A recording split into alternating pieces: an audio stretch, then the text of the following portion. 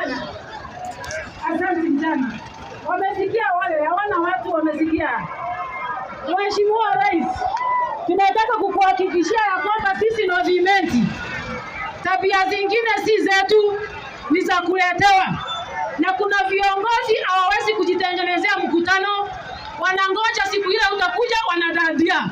Tunataka kuambia kama watu wa movement, tabia zingine si za movement, zinaletwa kutoka mbali. Kabati kaende.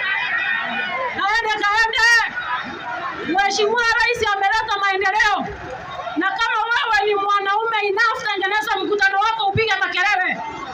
Mkutano wa rais ni mkutano wa maendeleo. Watu wa movement tunataka barabara. Watu wa movement tunataka housing. Watu wa movement tunataka hospitali mzuri.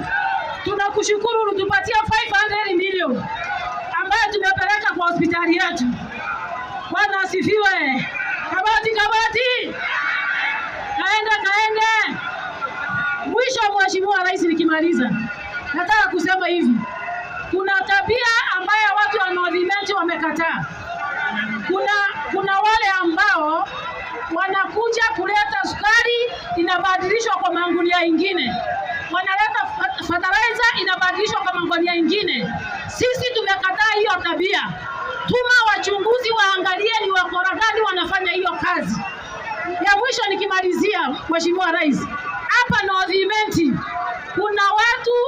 kuna watu ambao hawajiamini, wanafikiria wakuja kwa mkutano wajiuze kisiasa.